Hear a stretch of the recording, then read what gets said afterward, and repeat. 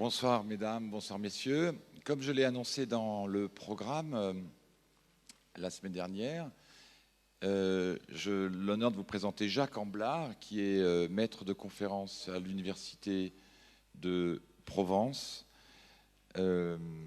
musicologue, docteur agrégé, brillant écrivain, également physicien. Et il a écrit un livre sur mon travail qui s'appelle L'intonationnisme ou le secret. Et j'ai aimé l'inviter pour qu'il vous parle de quelques notions sans doute relatives à cette question. Et moi, je vous retrouve à 18h. Merci beaucoup, Pascal. Alors, bonjour à tous. Il serait difficile d'expliquer en détail le langage de Dussapin. Si je dis Dussapin, c'est parce que c'est une institution, donc on l'appelle par son nom, en 1 heure. Donc, ce que je vais essayer de faire plutôt, c'est de vous expliquer l'intérêt, la spécificité de son langage. Et pour cela, vous voudrez bien me pardonner, mais je vais devoir revenir assez loin dans l'histoire de l'Occident et partir dans des notions un peu esthétiques et venir peut-être dans le dernier quart d'heure sur la musique de Pascal Dussapin proprement dite. Alors au départ, nous allons parler finalement de la spécificité de la musique et de son rapport au sacré, au populaire notamment. Alors Sartre dit quelque chose d'assez frappant, c'est que la musique est totalement irréelle, si vous voulez. C'est-à-dire que quand on écoute la 5e symphonie de Beethoven, dit-il par exemple, eh bien on ne sait pas où elle est, elle n'est pas. C'est-à-dire qu'elle passe dans une pièce, peut-être, comme ça. Elle n'est pas la partition non plus, elle est une exécution, mais ça dépend des exécutants, donc elle n'est pas, elle est totalement imaginaire.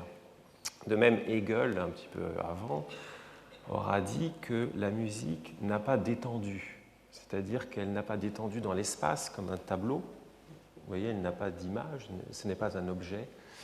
Et de même, elle n'a pas d'étendue dans le temps, puisque même si elle se déroule dans le temps, eh bien, à un moment, elle s'arrête et elle disparaît. Donc autant dire qu'on sent déjà un aspect légèrement transcendant dans la musique, de l'aveu même des philosophes qui pour nous sont un peu notre autorité scientifique de notre monde occidental. Pourtant même ces philosophes-là, Hegel, grande autorité, eh bien, va donner à la musique un aspect presque, disons, mystique ou magique.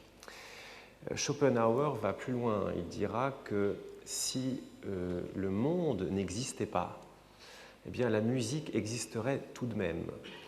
En d'autres termes, si l'homme n'existait pas, la musique existerait. C'est qui assoit absolument sa transcendance, si vous voulez.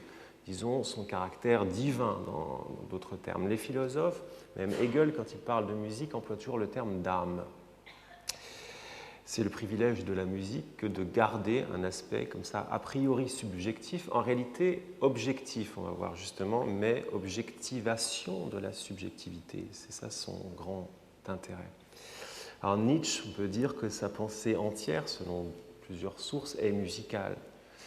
Selon Bastien Gallet, par exemple, eh bien Nietzsche écrit une philosophie nocturne, une philosophie de la nuit, c'est-à-dire une philosophie des sons. On sait que Wagner a fécondé peut-être son premier ouvrage, La naissance de la tragédie.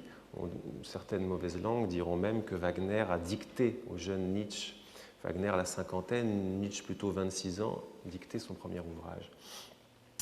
Hegel finalement conclut toute cette petite introduction pour nous en disant que la musique est une objectivation de l'âme.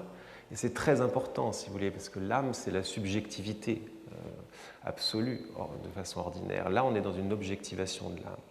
Donc la musique est un domaine absolument à part et privilégié.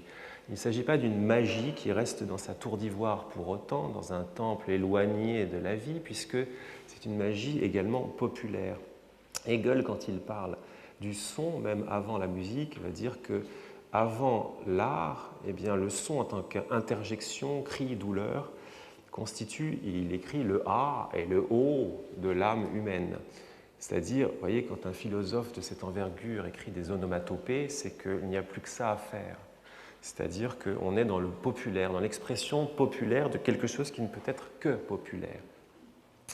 C'est la raison pour laquelle il est possible que je me mette à chanter au milieu de cette intervention, non pas, si vous voulez, par bravade, mais parce que la musique, c'est cela, c'est populaire, indéfectiblement. Alors, il y a aussi une musique savante. Musique savante, populaire, ce sont deux choses bien différentes, mais de quoi parle-t-on ici? Stravinsky, qui, selon bien des sources, a écrit le début du XXe siècle avec son Sacre du printemps, eh bien, en 1913, eh bien, a absolument s'est inspiré dans divers povpievka, comme on dit, c'est-à-dire des chansons populaires russes. Et sans ces povpievka, et au-delà même un certain sens musical de la trance qu'il y avait dans une musique pré-christianique en Russie, la musique des Scythes, il y a une musique comme ça très répétitive qui plaçait les patients des mages Volcry en transe. Et bien, sans cette répétition frénétique populaire, il n'y aurait pas eu cette répétition frénétique du fameux ostinato qui a fait tout le XXe siècle, si vous voulez. La répétition en musique, à part quelques exceptions pourtant importantes comme les Viennois, Schoenberg, Berg, Webern, eh bien c'est le XXe siècle, jusque dans la musique techno à la fin du XXe siècle, mais dans la musique savante au départ. Donc la musique populaire a fécondé tout le début du XXe siècle. Bartók n'a pas besoin de développer que sans la musique populaire hongroise et d'autres pays, Bartók n'aurait peut-être pas écrit une note. En revanche, on sait peut-être moins que même la musique qui peut sembler la plus ésotérique au premier abord, et notamment la musique de Schoenberg qui, pour, disons, le public, symbolise un petit peu le mal en musique, M-A-L. C'est-à-dire, Schoenberg, c'est souvent la crainte de Schoenberg, l'intellectualisme, apparemment. En réalité, il y a certaines tentatives de Schoenberg qui, contrairement à ce qu'on pourrait croire, ne sont pas du tout restées lettres mortes, vous voyez, dans une bibliothèque, mais qui ont été intégrées par la musique populaire. La musique populaire, finalement, de n'importe quelle musique, eh bien, doit faire quelque chose. Parce que, finalement, savant populaire en musique, ça ne peut pas rester étranger l'un à l'autre. Par exemple, prenons les accords jusqu'à la fin du XIXe siècle, et toujours maintenant dans la musique populaire, justement, sont des empilements de tierces. Bon, je parle pour les non-musiciens qui doivent être ici. Un accord, c'est Do, Mi, Sol, Si, par exemple. Vous voyez, un accord parfait, c'est deux tierces Do, Mi, Sol, empilées l'une sur l'autre. Une tierce, si vous voulez, c'est exactement ce qu'on a ici entre... Vous voyez, imaginez que ça, ce sont des notes. Bon. Eh bien, une tierce, c'est l'intervalle qui est entre cette note et celle-ci, ou alors celle-ci et celle-là. Vous voyez, on saute une note. Les accords sont des empilements de tierces. Alors ça a une raison physique, ça c'est ce que Rameau savait déjà au début du XVIIIe siècle. Les harmoniques d'un son, finalement, à l'intérieur des harmoniques d'un son, eh bien on a des tierces. Bon, je ne veux pas rentrer dans les détails, je n'ai pas le temps. Tout ça pour dire que les tierces sont inscrites dans la nature, si vous voulez, du son. Donc dans l'harmonique, il y a des tierces, si vous voulez, ça a des raisons physiques. D'ailleurs, Rameau appelait l'accord parfait, deux tierces empilées, le corps sonore. C'est dire l'importance que ça avait à ses yeux. Eh bien, donc dans une tentative peut-être intellectualiste, Schoenberg décide pourquoi des tierces forcément empilées, oubliant un petit peu la raison physique. Lévi-Strauss, d'ailleurs, avait critiqué ça chez lui dans l'introduction au cru et au cuit. Eh bien, Schoenberg va empiler des cartes. Il va se dire, plus qu'une tierce, pourquoi pas empiler des cartes et faire des accords. Donc, au lieu d'avoir Do, Mi, Sol, Si, il va faire Do, Fa, Si bémol, Mi bémol, La bémol. Bon, les cartes, ça part tout de suite très haut, donc il est difficile de les chanter. Si je veux chanter plus bas au départ, bon, qu'est-ce qu'on fait avec ça? Pure tentative comme ça, abstraite, d'une musique qui s'est déconnectée avec ses fondements naturels, dira-t-on.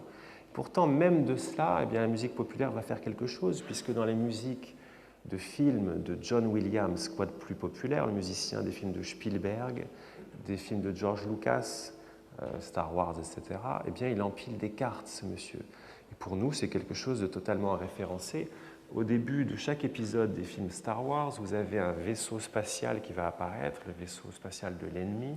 Avant d'arriver sur ce vaisseau spatial, on a un générique qui passe, le générique s'arrête, on se retrouve dans un espace étoilé, la caméra descend et on arrive sur un vaisseau des forces du mal. Bon, à chaque fois que la caméra descend, on entend... Bon, croyez-moi sur parole, ce qu'on entend là, ce sont des empilements de cartes. Une façon de dire qu'entre les étoiles de Star Wars et cette tentative prétendument intellectualiste de Schoenberg, finalement, il a fallu quelques années pour que l'un et l'autre s'épousent. Bon, une façon de terminer avec ce propos, musique indéfectiblement populaire, contrairement aux apparences. Tout n'est que question de temps. Fort bien, mais la musique a un pouvoir finalement sacré, a-t-on essayé de montrer au début, et populaire, donc pouvoir certain, et pourtant la musique a perdu quelque chose, un pouvoir qu'elle avait en plus sur Terre et qu'elle avait autrefois, qu'elle n'a plus maintenant. C'est peut-être le pouvoir de la pensée.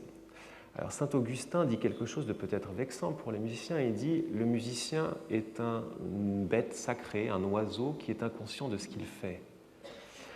Leibniz, de la même façon, fin XVIIe, dira que la musique est une occulte arithmétique de l'âme qui ne sait pas faire le calcul elle-même. Donc vous voyez, art sacré, art populaire en plus d'être sacré, mais béotien tout de même. Donc vous voyez, ce statut de bête sacrée est un petit peu, non pas vexant, mais il cache un problème. Quel est ce problème finalement? Autrement, on aura un ami de Pascal du Sapin, un grand compositeur allemand contemporain qui s'appelle Wolfgang Rihm, qui dit que Musik ist eine Kunst ohne Begriff, c'est-à-dire la musique est un art sans concept. Vous voyez, mais ce n'est même pas vexant pour la musique qui n'est pas de concept. Je pense que Rihm dit ça avec une certaine fierté. C'est-à-dire que nous ne sommes pas dans le concept, nous sommes dans l'essentiel, l'autre, le divin, le cœur, l'affect, tout cela. Mais, fort bien, mais même si la musique ne pense pas prétendument, ce n'est peut-être pas la musique qui ne pense pas, c'est peut-être la pensée qui ne fait pas de musique. Plutôt que c'est la pensée qui ne fait plus de musique. À d'autres époques tout autres, eh bien, on dit Hugo dit le monde naît, Homère chante. Bon, de quoi parle-t-il? De quelle époque parle-t-il? L'abbé Batteux, au XVIIIe siècle, esthéticien, dans son ouvrage principal qui est Les Beaux-Arts réduits à un même principe, écrit qu'on ouvre Homère ou Virgile à n'importe quelle page, on y trouvera une pensée musicale. Mais qu'est-ce que ça signifie une pensée musicale? Alors, c'est quelque chose de très puissant. On a oublié ça. La musique est en diaspora maintenant. Elle est en exil depuis longtemps. Après une guerre qu'elle a perdue, on va savoir laquelle bientôt. Mais il est une époque comme ça où la musique aurait pu présider à tout. Hérodote, premier grand historien de l'Occident, qui est né en 480, je ne l'ai pas mis là, mais c'est un peu la même date en gros que la naissance d'Euripide, le dramaturge. Hérodote a écrit une biographie d'Homère, la première biographie d'Homère. Il nous explique dans cette biographie que le beau-père d'Homère, Phémios, enseignait à Smyrne, donc en Asie mineure, les belles lettres et autres parties de la musique. Vous voyez, la musique, c'est le chant de la connaissance. Mousiké en grec ancien signifie au départ connaissance de tout, si vous voulez, le savoir. Bon, alors qu'est-ce qui s'est passé finalement? Eh bien, il y a eu une guerre secrète entre la pensée, l'écrit, la pensée écrite, et la pensée orale, la pensée musicale. C'est ce que Nietzsche appelle la guerre menée par Socrate, si vous voulez, contre la musique. Il appelle Socrate le démon Socrate. Tout se passe, si vous voulez, dans un mouchoir de poche, au 5e siècle avant Jésus-Christ, et même symboliquement, puisqu'il y a une légende qui dit que pendant la bataille de Salamine, c'est-à-dire en 480, bataille réelle entre des soldats bien réels, eh bien, il y a eu les trois protagonistes de notre bataille esthétique qui étaient là. Échille, né en 525 avant Jésus-Christ, et l'aîné, il a 45 ans, il participe comme soldat dans la bataille, dit-on. C'est un dramaturge pourtant, mais il est soldat également. Jeannequin, le compositeur, a participé à la bataille de Marignan réellement. Vous savez, il y a des époques où on peut être soldat et esthète. Bon. Sophocle, né un peu plus tard en 495, dirige le cœur de la victoire, il a 15 ans. Et la légende dit que c'est la naissance d'Euripide pendant la bataille elle-même. En réalité, il est né en 484, Euripide, mais la légende arrondit les angles comme ça. Alors que se passe-t-il? Eh bien, ces trois dramaturges sont là, et symboliquement, Aeschyle est le dramaturge du monde ancien grec où la musique préside à tout. La dramaturgie chez Échille fonctionne par intonation. Ce qui compte dans la tragédie d'Échille, ce ne sont pas les mots, ce sont les intonations du tragédien, augmentées par le coryphée, c'est-à-dire le chœur derrière. Vous voyez, après Sophocle fait la transition, Euripide, dans le dithyrambe nouveau, eh bien, met les mots en avant. C'est Euripide, le troisième de ces dramaturges, dont va s'emparer le démon Socrate, né un peu après, en 469, et finalement faire de lui le symbole de la pensée qui a, la philosophie plus précisément, qui a vaincu la pensée musicale, c'est-à-dire la pensée magique, si vous voulez. Donc ce n'est pas la révolution industrielle, ce n'est pas le positivisme d'Auguste Comte, fin 19e, qui nous a plongé dans ce monde si froid. C'est, dit Nietzsche, Socrate. Il faut arriver à ce que Nietzsche appelle Socrate réconcilié avec la musique, Socrate musicien. Peut-être ce que Pascal Dussapin réussit à faire en un sens. On va voir comment. Alors, finalement, la musique a gardé la nostalgie d'une pensée qu'elle a prétendument perdue. Elle voit cette musique-là de nos jours, que la pensée est détenue par l'écrit et par les récits. Vous connaissez le penseur Jean-François Lyotard qui a écrit que finalement on est dans la fin XXe siècle, on atteint la fin dans la postmodernité, la fin des grands récits, comme on dit. Le marxisme, Freud, ce sont les grands récits qui gouvernent à nos pensées. Ce n'est pas la musique qui gouverne nos pensées, c'est Marx, c'est Freud. Bon. La politique, pour arriver au pouvoir, qu'est-ce qu'il fait? Il nous donne des récits et non pas des chants.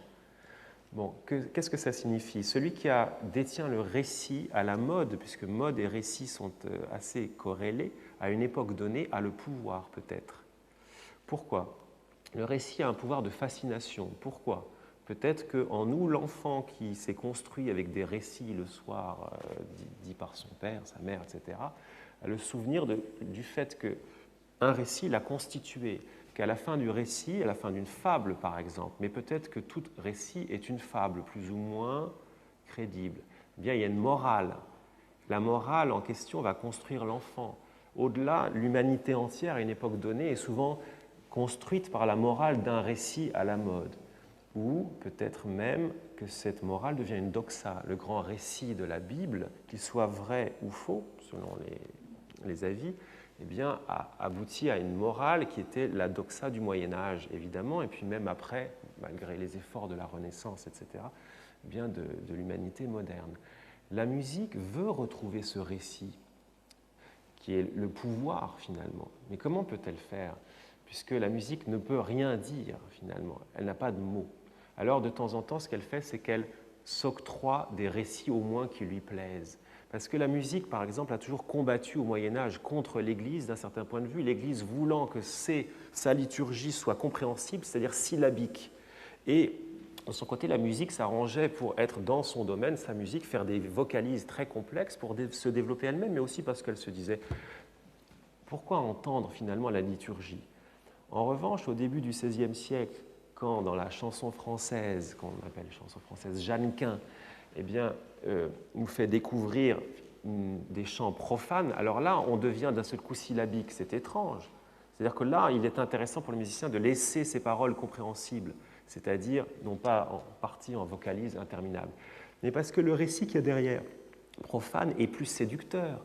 Parce que chez Jeannequin, au début du XVIe siècle, on a des chansons qui parlent d'humour, le caquet des femmes, un peu misogyne certes. Vous avez des chansons qui parlent de sexe et de violence, si on veut. Sexe, le blason du Tétin, par exemple, qui décrit un saint. Violence, la guerre, la bataille de Marignan, décrite par Jeannequin, qui y était, de même que Sophocle et Échille étaient dans la bataille de Salamine. Vous voyez? Donc, la musique a pu vouloir s'octroyer le pouvoir du récit. Vivaldi, quelle est son œuvre la plus célèbre? Pourquoi? Les 4 saisons, pourquoi? C'est la seule œuvre de Vivaldi qui essaie de décrire, de raconter quelque chose. Raconter quoi? Raconter la nature. Pourquoi la nature? La nature, c'est la chose importante quand? Au XVIIIe siècle, à l'époque de Vivaldi. C'est le thème à la mode. C'est le grand récit du XVIIIe siècle, la nature. Donc la musique doit être à la mode pour séduire encore plus de public, c'est-à-dire non seulement par le cœur, si on veut, mais aussi par la tête. Quelle est l'œuvre la plus célèbre de Berlioz? Peut-être la symphonie fantastique.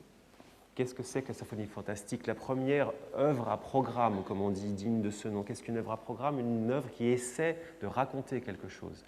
Qu'est-ce qu'elle essaie de raconter? Quelque chose de fantastique, c'est-à-dire quelque chose de surnaturel, c'est-à-dire ce qui est à la mode au XIXe siècle, le surnaturel. dans les nouvelles de Théophile Gautier, par exemple, plus tard chez Poe, etc. Les musiques à programme du XIXe siècle qui essaient de raconter quelque chose, eh bien, sont dans le surnaturel. Souvent, la danse macabre de Saint-Saëns, Une nuit sur le mont Chauve de Moussorgsky, parce que c'est sensationnel, le surnaturel. Dans Une nuit sur le mont Chauve, il y a des sorcières, des sabbats. Vous voyez, et la musique, sans cet univers un petit peu des mots pour raconter des choses macabres, aurait du mal à le faire. Mais la musique échoue finalement à raconter quoi que ce soit avec précision. La musique à programme ne raconte rien. Les 4 saisons ne racontent absolument pas les 4 saisons. Si on ne savait pas ce que ça racontait, on ne saurait pas ce que c'est que les 4 saisons. Ce seraient des sublimes concertos pour violon. Alors, qu'est-ce que peut faire finalement la musique à la rigueur quand elle veut s'approcher d'un récit parlé, par exemple? Eh bien, c'est de s'occuper des intonations. Les intonations du récit parlé. Parce que là, il y a des notes dans les intonations, enfin, il y a des sons qui sont plus ou moins hauts, comme dans la musique. Alors, en plus, si on s'intéresse à l'intonation, on dépasse ce conflit. Si vous voulez, dans une dialectique hegelienne, vous avez pensé très hegelien, décidément, thèse, antithèse, Aufhebung, synthèse. Après, on aurait, d'un certain point de vue, la tentative dans la thèse, eh bien, d'avoir un récit de la part de la musique. Dans l'antithèse, on s'aperçoit qu'il y a échec. Et dans la synthèse, on essaie d'aller dans l'intonation du récit parlé, puisqu'il n'y a que ça qu'on va faire en musique. Et puis cette synthèse est pacificatrice, puisque, au fond, qu'est-ce que c'est que l'intonation, si ce n'est l'origine commune, en tout cas selon Rousseau et bien d'autres, de la musique et du langage. Donc, un endroit où il n'y a pas encore de conflit entre langage et musique. Et c'est beaucoup plus que ça encore. C'est quelque chose de très mystérieux, c'est le secret en question. C'est ce que Diderot appelle la langue du sentiment, l'intonation. C'est ce que Rousseau appelle la langue des passions. C'est ce que Diderot dira la langue du sentiment, mais encore mieux, il dira la langue de nature. Et vous savez, au XVIIIe siècle, ce que c'est que la nature. C'est Dieu, si on veut, au XVIIIe siècle, la nature. Donc, c'est la métalangue. D'ailleurs, Grétry, compositeur belge de cette époque, dira que c'est la langue de la métaphysique. Et puis Schopenhauer, encore lui, dira que c'est la langue de la volonté, finalement, que cette musique et que cette intonation. Alors, c'est le moment délicat, le moment où notre exposé bascule maintenant. Là. Il faut comprendre des choses un peu plus importantes. Je demande peut-être un peu d'attention précise. Là. Qu'est-ce que c'est que l'intonation ?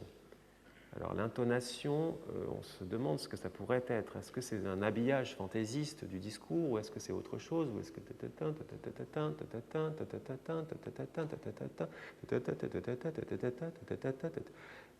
là j'ai fait 4 hauteurs là, dans la régularité de mon intonation. Une intonation n'est pas ce qu'on croit, ce n'est pas n'importe quoi. Ça peut être ta par exemple. Alors c'est un peu flou, les degrés, les notes là, dont on parle. Là. C'est dans un ambitus un peu restreint. Alors, on ne sait pas trop comment modéliser ça. Mais, selon tous ces penseurs du XVIIIe siècle, c'est quelque chose d'éminemment important que ce code de l'intonation. Mais alors, qu'est-ce que c'est ? Alors, c'est peut-être ça, vous voyez, les petites barres que j'ai faites là-bas. Ces petites barres, si vous voulez, en fait, ce n'est pas exactement une intonation réelle. Parce qu'une intonation, c'est dans un ambitus tout petit, une infinité de hauteurs possibles atteintes par une voix. Mais ce qui compte, c'est que moi qui vous parle avec cette intonation et vous qui m'entendez, vous comprenez exactement quel est mon affect quand je vous parle. Vous ne saurez pas dire ce que c'est avec des mots, et moi non plus, mais nous nous comprenons sous les mots sans savoir comment le dire. C'est l'avis de bien des linguistes dont on va développer ça juste après. Alors ça voudrait dire que le code des affects, si vous voulez, mais le vrai code affectif, mystérieux, divin, populaire, etc., c'est ça. C'est quoi ça exactement ? Ça fait penser donc au ray d'état d'excitation de l'atome d'hydrogène, si on veut, par exemple. Ça voudrait dire que si je décide, vous voyez, de voyager sur cette échelle-là, cette échelle de notes, eh bien, il y aura un affect X. Quel est cet affect X ? Je ne peux pas vous le dire. Si je pouvais vous le dire, il n'y aurait pas besoin d'intonation sur les mots derrière. Justement, dire et intonation sont perpendiculaires, indéfectiblement séparées. C'est ce que dit Émile Benveniste, le linguiste, quand il dit que musique et langage sont des systèmes à base séparée. Un mathématicien dirait qu'à eux deux, ils forment une base, finalement, et ils épuisent le champ de la connaissance. Alors, ce sont des notes, vous voyez, comme ça, avec des intervalles plus ou moins grands entre les notes. Alors là, c'est le même intervalle là, là, là, mais là, c'est 2 fois plus petit. Là, c'est le même intervalle là, là, comme ici, mais là, c'est 2 fois plus petit. Puis là, la ré, petite, elle, vous voyez, le petit intervalle de 2 notes 2 à 2, elle se déplace par là-bas, là, entre ces 4 choses. Alors ça, qu'est-ce que c'est? C'est une modélisation, si vous voulez, de l'intonation par qui? Par la musique. Parce que la musique, par rapport à nos intonations, c'est comme une science qui vient idéaliser, rendre plus propre et finalement modéliser l'intonation, si on veut. Alors pourquoi je vous dis ça? Parce que en fait, ça peut aussi s'appeler des modes en musique. Alors ça peut s'appeler des notes. Ça peut être, si vous voulez, mi ou do, si vous préférez, c'est relatif. Puis ça peut être ré, mi, fa, sol, avec des altérations. Là, c'est do, ré bémol, mi bémol, fa, sol. Là, c'est do, ré, mi bémol, fa, sol. Là, c'est do, ré, mi, fa, sol. Là, c'est do, ré, mi, fa dièse, sol. Et qu'est-ce que c'est que cette modélisation? Eh bien, c'est une façon de dire que dans une quinte, c'est-à-dire entre la note 1 et la note 5, là, il y a ce qu'on appelle un intervalle de quinte. Eh bien, il y a tous les affects du monde qui peuvent exister. Il y a 1 million de combinaisons possibles, évidemment avec des intervalles un peu plus précis. Et des intervalles et des combinaisons qui signifient un code secret pour nous. Mais simplement, bon, on ne peut pas dire ce que c'est. Frère Jacques, qu'est-ce que c'est que la chanson Frère Jacques? C'est 1, 2, 3, 1, 1, 2, 3, 1, 3, 4, 5, 3, 4, 5 le début. Vous voyez, ça, c'est arbitraire de dire ça, ce n'est rien. Mais l'objectivation, si vous voulez, de l'âme, c'est dans le fait de dire que 1, 2, 3, 4, 5, entre 1 et 2, il y aura un petit écart, 2 et 3, un écart comme ça, etc. Vous voyez, ce sont des ré. Alors, Frère Jacques, normalement, c'est majeur, c'est ça. C'est ce qu'on appelle le mode majeur, ça, c'est ce qu'on appelle le mode mineur. Ça, c'est un mode qui n'est plus usité. Mais au Moyen-Âge, ça s'appelait le mode phrygien ou mode super mineur. Ça, c'est le mode super majeur ou mode lydien. C'est le mode de fête au Moyen-Âge. À l'époque, on savait s'amuser vraiment, vous voyez.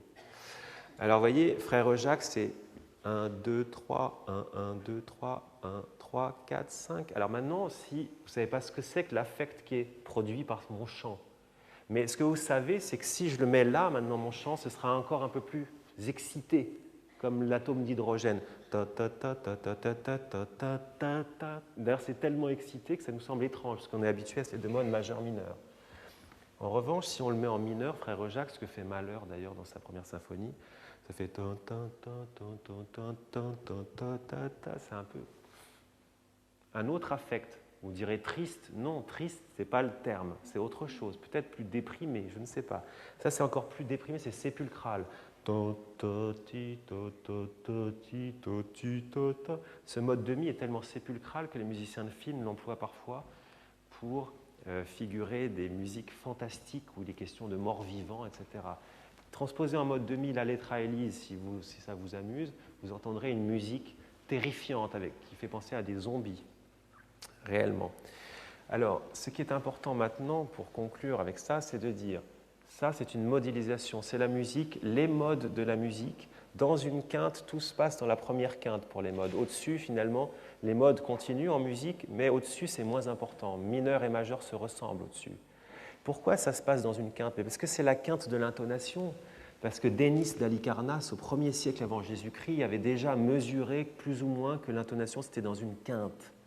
Et l'abbé Barthélemy, au XVIIIe siècle, il disait aussi que l'intonation, ça se mesure dans une quinte. Alors, qu'est-ce que c'est l'intonation? Peut-être le code des affects, le vrai, mais des affects réels, y compris des affects désagréables, comme la dépression. Quelqu'un de déprimé, quand il vous parle, vous savez qu'il est dangereux de l'écouter, car il vous déprime. Ce n'est pas un affect musical, peut-être, ça. La musique rend plus beau cette vérité. Vrai et beau, ce n'est pas forcément la même chose, comme pense Platon. La musique, c'est peut-être le simulacre en beauté de la vérité intonative. Bon. Dès lors, ce code musical serait une modélisation du code des affects de l'intonation. C'est ce que dit Kawada Junzo, qui est un linguiste japonais brillant, qui dit que l'intonation est un consensus intraculturel. L'intonation japonaise nous semble étrange, mais les Japonais la comprennent et pour eux, ça signifie quelque chose. Le linguiste Ivan Fonage va plus loin d'un certain point de vue. Il va dire que l'intonation révèle des secrets à l'échelle nationale et ou internationale. C'est-à-dire que dans une communauté culturelle intonative, eh bien, nous nous disons des secrets. Bon. Il y a une expérience qui a été menée par un compositeur qui s'appelle Alvin Lucier, un compositeur américain, comme son nom ne l'indique pas énormément. En 1970, il a enregistré sa propre voix. Il disait « I'm sitting in a room and I am recording the sound of my speaking voice ». Cet homme a voulu enregistrer les interactions de sa voix avec l'acoustique de la pièce. Different from the one you are in now. C'est une mise en abîme, c'est-à-dire qu'il explique ce qu'il fait dans son I am recording the sound of my speaking voice, and I am going to play it back into the room again and again until the resonant frequencies of the room reinforce themselves, so that any semblance of my speech, with perhaps the exception of rhythm, is destroyed.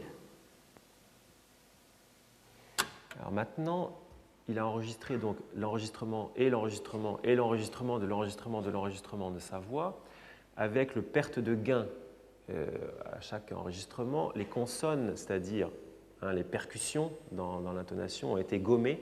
À la fin, on n'entendait plus que les voyelles et finalement, on n'entend plus que les notes, on n'entend plus que l'intonation pure. Alors peut-être décalée à l'octave au-dessus par des phénomènes de filtre d'harmonique, mais en tout cas, c'est ce qui est assez incroyable, c'est que là, on va entendre le code secret en question qui est pourtant secret. Alors on ne va pas avoir de mots dessus, mais on va l'entendre à nu, si vous voulez. Regardez ce que ça donne.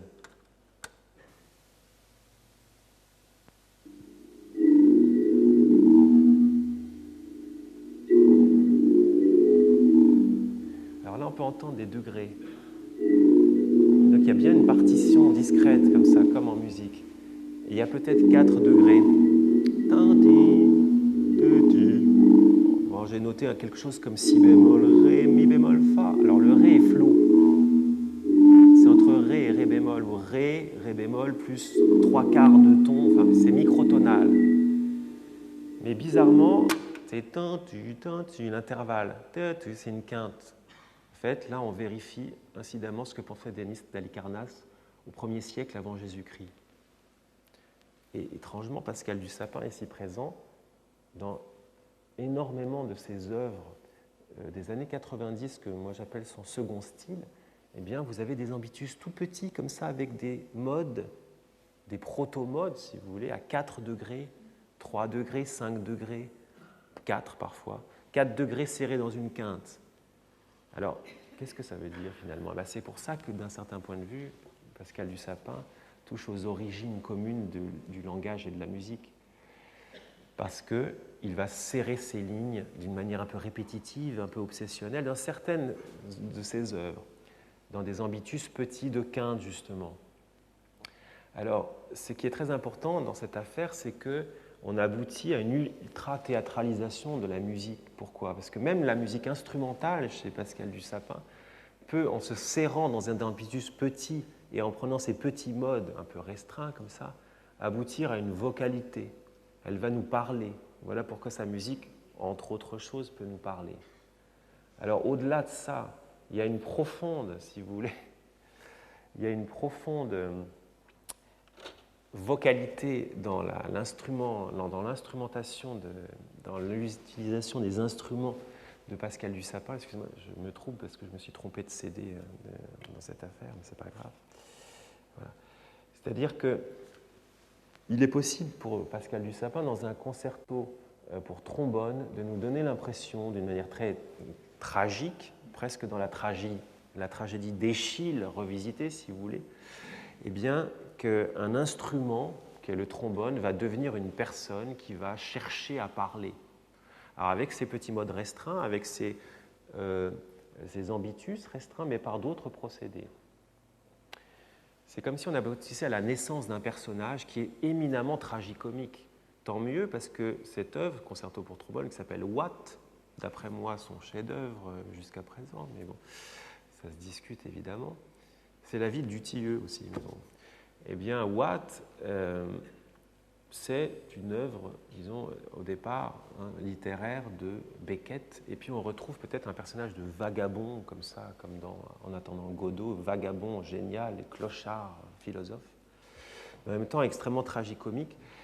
Le personnage, si on veut, dans Watt, s'il y a personnage, c'est comme ces nourrissons, si vous voulez, que nous sommes, nous, dans notre histoire, qui n'a pas encore appris le langage, mais qui connaît le langage des intonations, ou si vous voulez, comme l'animal en nous, qui ne connaît pas encore le langage, mais qui connaît les intonations. C'est la partie commune entre l'animal et l'homme en nous qui fait un effort de langage.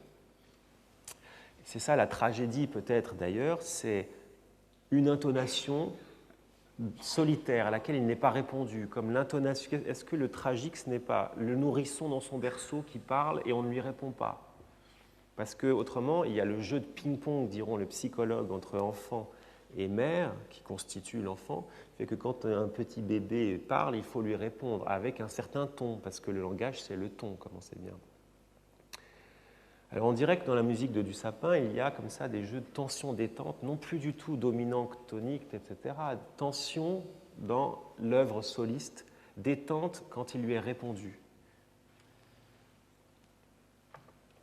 Voici le nourrisson éléphantesque de Watt, profondément incarné par sa voix. Regardez, il vagine. Pour l'instant, c'est le cri primal, si vous voulez. Il va falloir qu'il apprenne, vous voyez, vous souriez, parce que c'est éminemment affectif. L'ambitus, on ne peut plus restreint. On n'est même pas dans une quinte, on n'est même pas dans un ton. Et puis, on va commencer à essayer de faire des voyelles. On va faire des oh, oh, oh, avec un instrument de musique. On essaie d'aller vers le langage. Okay. Oh, wow, wow, wow. Et là, vous voyez, avec le flatter zoom, on essaie de faire des R. Et puis, on va trouver des amis. Vous voyez, c'est fondamental. On va trouver d'autres compagnons, comme un animal qui va vérifier. Et là, on lui répond. On lui répond enfin. C'est glissé, hein, tout ça.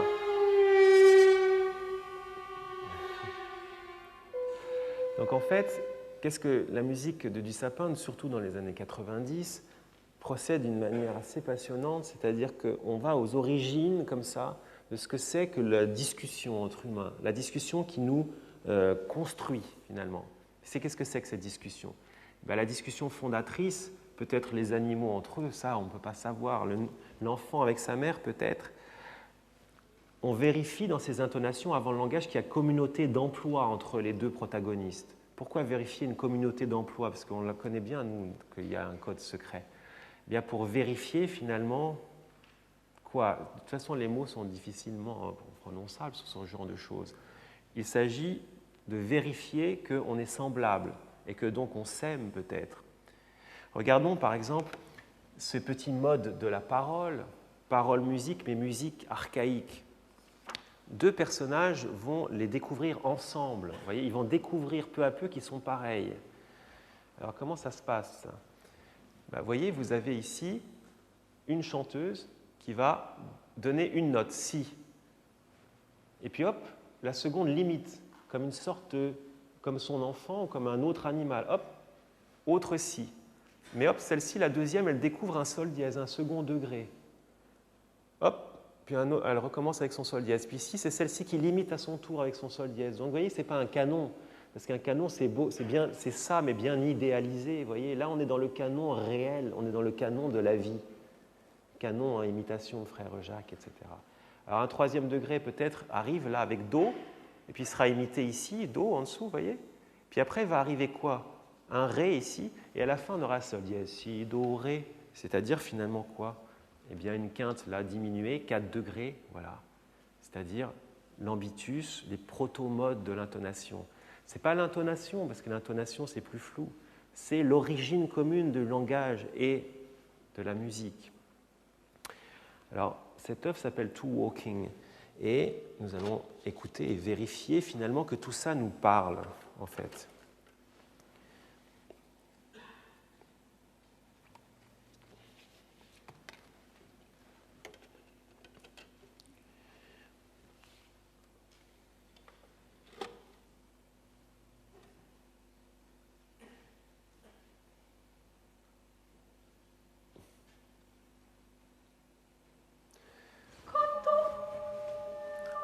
Réponse. Ah, pardon, c'est vrai, excusez-moi. Je me suis trompé de plage et je ne reconnaissais pas bien. Heureusement que le maestro m'a corrigé. Vous voyez, réponse. On découvre le sol dièse, pilot. Hop, et lui va imiter. Là, on est ici. Alors, on est au do, pardon. On a découvert le do.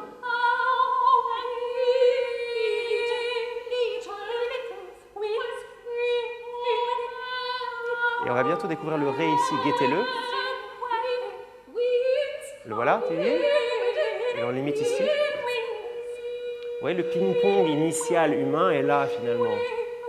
Ça, c'est parlant.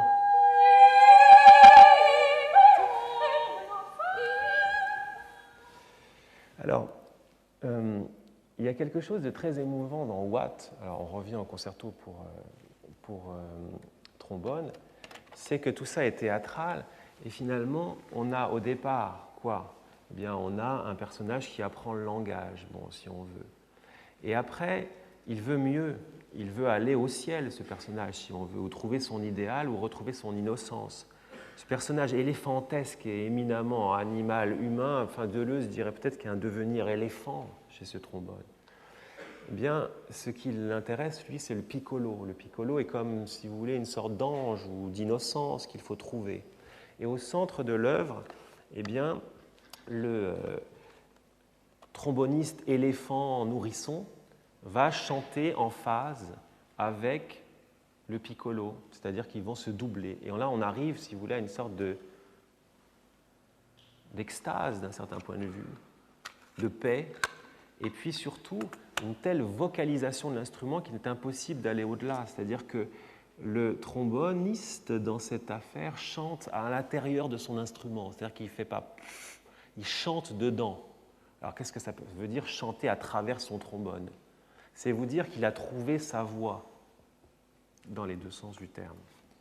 Alors, vous voudrez bien m'excuser, surtout vous, mon cher maestro, parce que, en l'occurrence, cet enregistrement est d'assez mauvaise qualité, mais ce qui compte, n'est-ce pas, c'est la musique, plus que l'enregistrement, peut-être.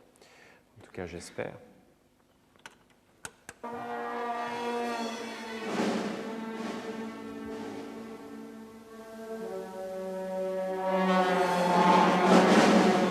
Ah, vous voyez, ça vagit encore.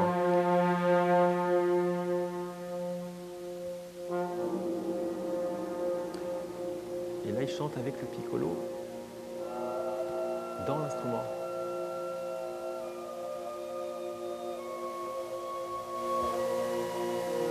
Vous devriez bien pardonner le souffle.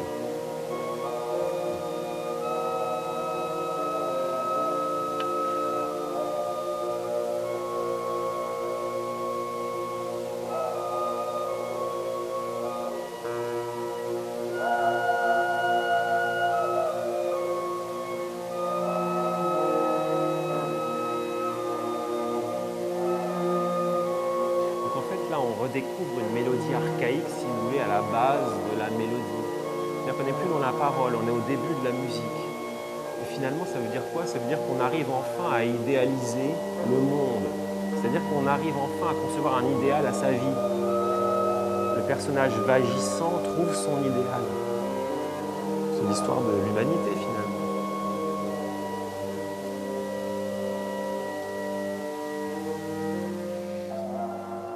Alors, à l'écoute d'extraits musicaux de Pascal Dussapin, après on pourra se dire, oui, mais il ne fait pas toujours ses ambitus restreints, et puis il n'est pas toujours question de vocalité absolue, etc. La vocalité, si, peut-être, mais la parole, peut-être pas toujours. Bien non, parce qu'effectivement, il y a souvent dans cette œuvre une volonté d'extension, puisque tout de même, cette parole, bon, fort bien, mais on cherche aussi à s'en détacher, à arriver vers le chant proprement parlé. Alors comment faire? Eh bien, en déployant l'ambitus, par exemple. En déployant l'ambitus, ça veut dire qu'on sort de cette quinte, enfin, on la fait exploser, puis on va ailleurs. Où on va entendre tout à l'heure une œuvre qui s'appelle Ipso, pour clarinette solo, où, partant d'un petit ambitus, 4 degrés dans une quinte au départ, eh bien, on va aller ailleurs. D'un point de vue formel, c'est tout autre chose pour Pascal Dussapin, il vous dira ce que c'est. Du point de vue de l'oreille, ça peut être, on est dans la parole ou dans ce chant archaïque, puis on va ailleurs après. C'est l'année 94, l'année de l'extension, puisque vous avez une œuvre qui s'appelle Extenso, qui a d'ailleurs été longtemps le tube de Pascal Dussapin, et pour cause, puisque dedans, il y a une très très belle mise en abîme. Quelle mise en abîme? Eh bien, au départ, on a quoi? On a de la parole, et puis on a ces fameux éveils d'un instrument par un autre. Ces jeux de ping-pong entre un instrument qui lui est répondu par un autre, etc. Ça, c'est en musique en général, ça existait déjà, par exemple, chez Ligeti dans Lontano, mais d'une manière bien moins théâtralisée, justement. Et puis, on reste encore une fois dans une quinte, comme ça, plutôt un triton, avec des degrés qu'on découvre peu à peu. Et puis, d'un seul coup, l'ambitus explose. Et puis, d'un seul coup, on reste un petit peu plus longtemps sur les notes. Puis, d'un seul coup, les degrés vont se régulariser. Autrement dit, on va retrouver l'idéalisation traditionnelle de la musique et on va passer, si vous voulez, de la parole au chant. Et on a une impression comme ça d'être qui prend son envol, finalement. Alors, écoutons le début d'Extenso.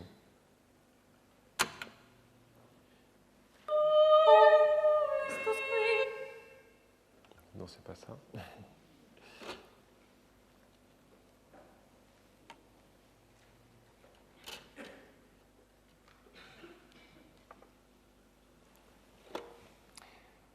Alors, il y a un hautbois, des cordes, qui vont nous faire entendre un si, fa, intervalle de triton, puis un mi. 1 degré. On en découvre un second. Donc 2 là. On s'imite. Nous, on découvre le mi en dessous. Pour l'instant, il y a 3 degrés. On découvre peu à peu le mode, la communauté d'emploi de l'intonation. On parle tous ensemble. Et puis là, on commence à découvrir l'octaviation du mode. C'est une petite idéalisation déjà. Et puis d'un seul coup, on va exploser dans le cosmos musical, si vous voulez. Et voilà, on y est.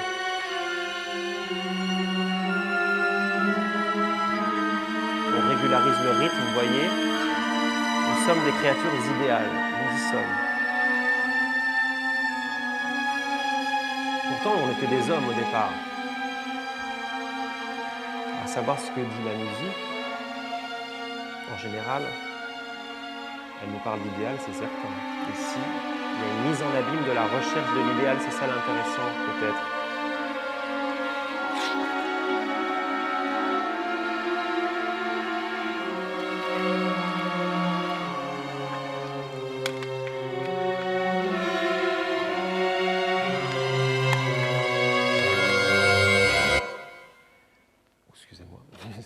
Manœuvre absolue. J'en ai terminé, je vous remercie. Ça va laisser un peu plus de temps d'ailleurs pour la suite. Voilà.